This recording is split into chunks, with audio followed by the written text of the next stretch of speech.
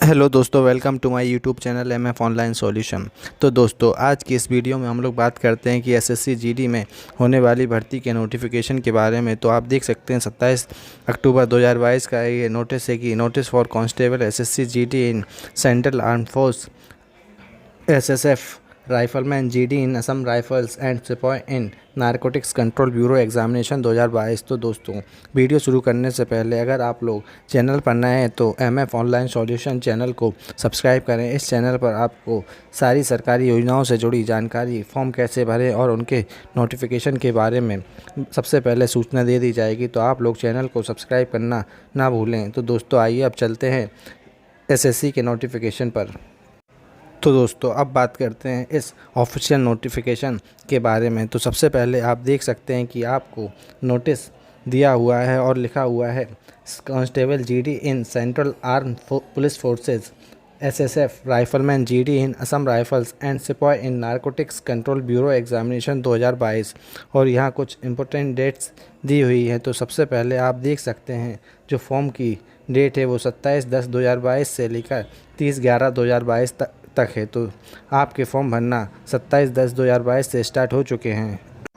और दोस्तों, जो ऑनलाइन फ़ी भरने की डेट है वो 1/12/2022 तक आप लोग पेमेंट कर सकते हैं। और चालान के द्वारा भी 1/12/2022 तक ही आप लोग पेमेंट कर सकते हैं। और जो schedule of computer based examination है वो जनवरी 2023 में होने की संभावना है। और दोस्तों, आप देख सकते हैं बाकी के नोटिफिकेशन के लिए आप और नीचे आ जाइए। जो मेन पॉइंट है मैं आपको क्लियर कर देता हूँ। यहाँ लिखा हुआ है कि staff selection commission will conduct an open competitive exam for, यहाँ सारी पोस्टें दी हुई हैं जिन जिन पोस्ट और वैकेंसी के लिए एग्ज़ाम होना है यहाँ पूरी दी हुई हैं। तो आपको अच्छे से उन सबको देख लेना है। जैसे बीएसएफ है, सीआईएसएफ है, सीआरपीएफ है, आईटीबीपी है और एसएसएफ और राइफलमैन जनरल ड्यूटी इन असम राइफल्स सिपाही और एनसीबी की पोस्ट पर यहाँ वैकेंसी निकाली गई हैं। तो इन सारी वैकेंसी के बारे में कितने प्रोसेस होना है ये भी इसी पॉइंट में दिया गया है। तो दोस्तों, आप देख सकते हैं कि सबसे पहले आपका सीबीटी, उसके बाद पीईटी और फिर पीएसटी और मेडिकल, इसके बाद डॉक्यूमेंट वेरिफिकेशन, ये सारे प्रोसेस होंगे। तो दोस्तों, जो सबसे पहले आपका कंप्यूटर बेस्ड एग्जामिनेशन होगा, उसके बाद आपका फ़िज़िकल एफिशिएंसी टेस्ट पीटी होगा, उसके बाद आपका फ़िज़िकल स्टैंडर्ड टेस्ट पीएसटी। और दोस्तों, इस नोटिफिकेशन में दिया हुआ है कि आप जो है कि सिर्फ ऑनलाइन माध्यम से ही अपना फॉर्म अप्लाई कर सकते हैं। और इसके अलावा किन किन एग्ज़ाम और प्रक्रिया होंगी ये सारे पॉइंट इसमें दिए हुए हैं। तो आप लोगों को इस नोटिफिकेशन को अप्लाई करने से पहले अच्छी तरह से रीड कर लेना है। उसके बाद आपके डॉक्यूमेंट्स के बारे में बताया गया है कि किस प्रकार आपको अपने डॉक्यूमेंट्स रेडी कराना है। अब बात करते हैं दोस्तों एडमिट कार्ड के बारे में। यहाँ दिया हुआ है कि कैसे आप लोग अपना एडमिट कार्ड डाउनलोड कर सकते हैं। उसके बाद यहाँ पर जो पे स्केल दिया हुआ है वो लेवल 1 का है, जिसके अनुसार 18,000 रुपये से लेकर 56,900 तक है। और दूसरी जो सिपाही पोस्ट है उसके लिए लेवल 3 का ग्रेड पे दिया हुआ है, जिसके अनुसार 21,700 से लेकर 69,100 रुपये तक की पोस्ट है। और अब बात करते हैं दोस्तों वैकेंसीज़ के बारे में। तो यहाँ फुल डिटेल्स में आपको वैकेंसी दी गई हैं। तो सबसे पहले मैं आपको फोर्सेस बता देता हूँ कि किन किन फोर्स में भर्तियाँ निकली हैं। तो यहाँ BSF, CISF, CRPF, SSB, ITBP, Assam rifles और एसएसएफ में वैकेंसी निकली हुई हैं। तो यहाँ मेल कैंडिडेट के लिए जो है टोटल 21,579 पद हैं और महिलाओं के लिए 2,626 वैकेंसी हैं। जो टोटल वैकेंसी हैं आप देख सकते हैं 24,369 अच्छी वैकेंसी एसएससी जीडी ने निकाली है। तो दोस्तों, अच्छे से नोटिफिकेशन को रीड करके आप लोग फॉर्म को अप्लाई कर सकते हैं। तो दोस्तों, ये वैकेंसी आप लोगों के लिए काफ़ी फ़ायदेमंद हो सकती है। तो दोस्तों, इसी तरह और भी जानकारी पाने के लिए वीडियो को अंत तक देखें। तो मैं आपको कुछ और ज़रूरी पॉइंट क्लियर कर देता हूँ। तो ये जो वैकेंसी है वो एसएससी अपने द्वारा घटा या बढ़ा सकता है, यहाँ दिया हुआ है। और ये जो वैकेंसी है वो ऑल इंडिया लेवल के लिए है। तो आप किसी भी राज्य से हैं तो आप इस वैकेंसी के लिए अप्लाई कर सकते हैं। यहाँ आप देख सकते हैं candidate must be a Indian citizen, उसका भारतीय होना ही ज़रूरी है। तो सभी भारतीय नागरिक इस फॉर्म को भर सकते हैं। अब बात करते हैं दोस्तों एज लिमिट के बारे में। तो एज लिमिट यहाँ 18 साल से लेकर 23 साल तक है। तो और जो 1/1/2023 को होनी चाहिए। इसके अलावा 3 ईयर का जो आपको एज रिलैक्सेशन होगा तो उसके अनुसार आपकी एज 2/1/1997 से पहले की ना हो।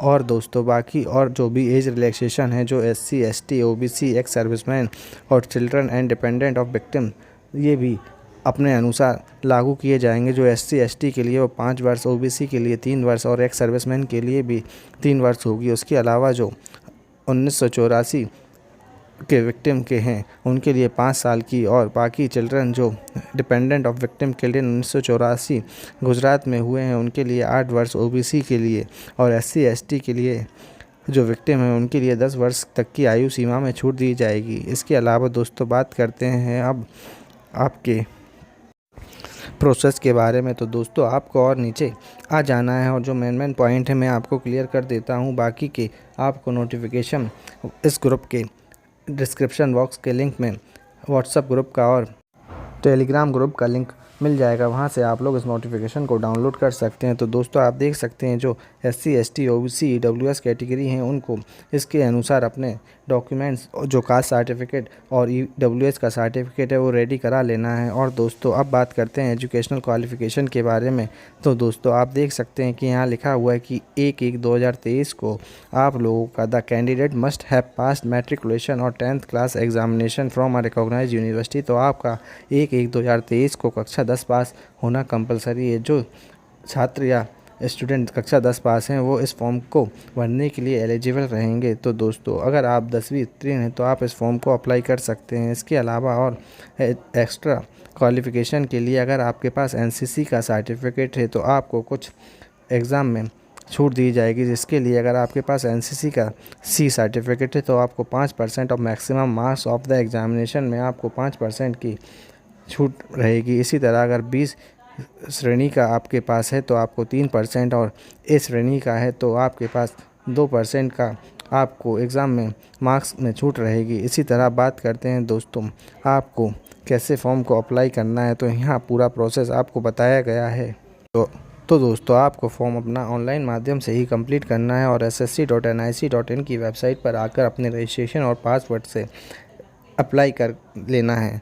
और फॉर्म को अप्लाई करने के बाद यहाँ आप देख सकते हैं कि किस फॉर्मेट में आपको अपनी फ़ोटो को बनाना है। तो 20 से 50 KB के बीच की आपकी फ़ोटो जो 3 महीने से पुरानी ना हो और जिसका 3.5 सेंटीमीटर से लेकर 4.5 सेंटीमीटर विड्थ जो है वो 3.5 सेंटीमीटर और हाइट 4.5 सेंटीमीटर होनी चाहिए। जो फ़ोटोग्राफ है आपकी वो विदाउट कैप और स्पेक्टल्स और फ्रंटल व्यू होनी चाहिए जिसमें आपका फेस साफ दिखाई दे। इसके अलावा आप देख सकते हैं फॉर्म की लास्ट डेट एक बार फिर से यहाँ 30/11/2022 बताई गई है। और अब बात करते हैं दोस्तों एप्लीकेशन फ़ीस के बारे में। तो जो एप्लीकेशन फ़ीस होगी वो मेल कैंडिडेट से ₹100 लिए जाएंगे। तो आपको ये फ़ीस आप ऑनलाइन माध्यम से या चालान द्वारा भी जमा कर सकते हैं। और वुमेन कैंडिडेट के लिए SC ST और एक्स सर्विसमैन के लिए ये फॉर्म निःशुल्क रहेगा तथा उनकी कोई भी फ़ीस नहीं लगेगी। मेल कैंडिडेट जो हैं वो भीम UPI या नेट बैंकिंग या वीज़ा, मास्टर कार्ड, मैस्ट्रो, रुपए, क्रेडिट कार्ड, डेबिट कार्ड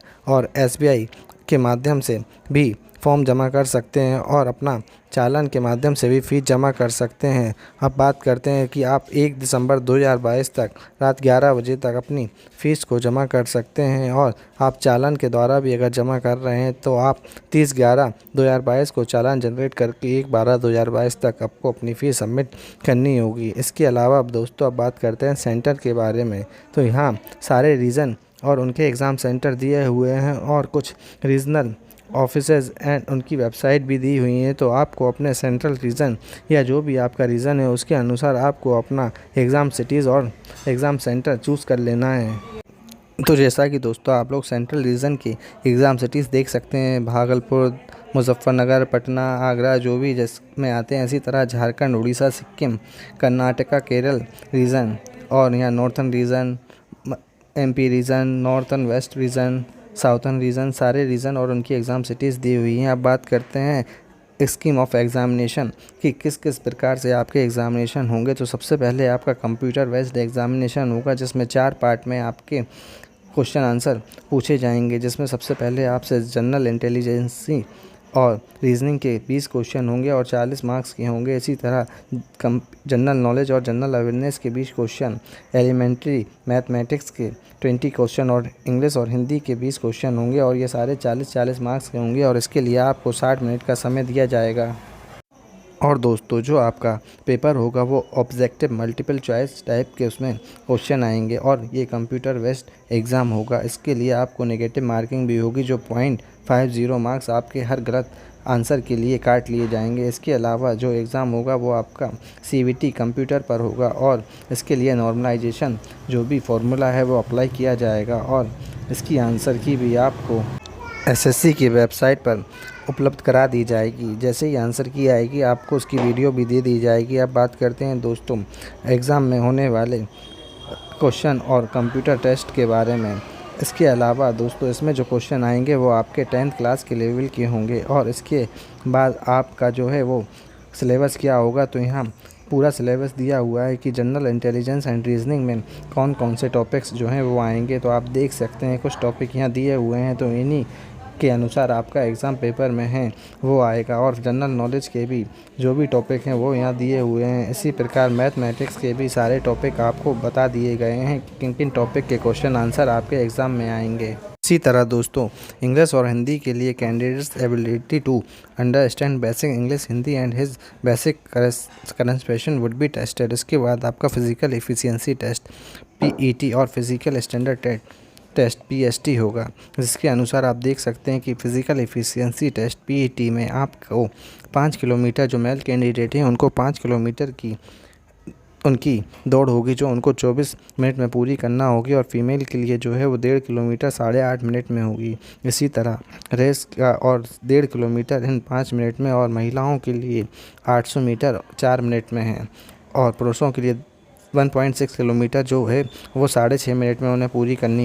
तो दोस्तों अब बात करते हैं फ़िज़िकल स्टैंडर्ड टेस्ट के बारे में। तो यहाँ हाइट है जो वो पुरुषों के लिए 170 सेंटीमीटर और फीमेल के लिए 157 सेंटीमीटर होनी चाहिए। इसके अलावा जो है आप देख सकते हैं जो रिलैक्सेशन है तो इसके अनुसार उनको रिलैक्सेशन दिया जाएगा। और रिलैक्सेशन के बाद अब बात करते हैं चेस्ट के बारे में। तो जो मेल कैंडिडेट हैं उनके लिए सिर्फ चेस्ट का स्टैंडर्ड बताया गया है कि उनका बिना फुलाव के 80 सेंटीमीटर होना चाहिए और कम से कम 5 सेंटीमीटर का फुलाव उनके चेस्ट में होना चाहिए। तो ये PST की कुछ चीज़ें हैं और बाकी जो रिलैक्सेशन है वो इस लिस्ट में दिए हुए हैं। इसके बाद आपका मेडिकल टेस्ट और जो भी प्रोसेस है डॉक्यूमेंट वेरिफिकेशन वो सारी चीज़ें होंगी। तो आप देख सकते हैं ये 55 पेज का नोटिफिकेशन है, तो मैंने इसमें से जो जो ज़रूरी पॉइंट थे वो सारे आपको क्लियर कर दिए हैं और बाकी के जो हैं इस पर आपको वीडियो मिल जाएगी कि कैसे आप अपना GD का फॉर्म भर सकते हैं।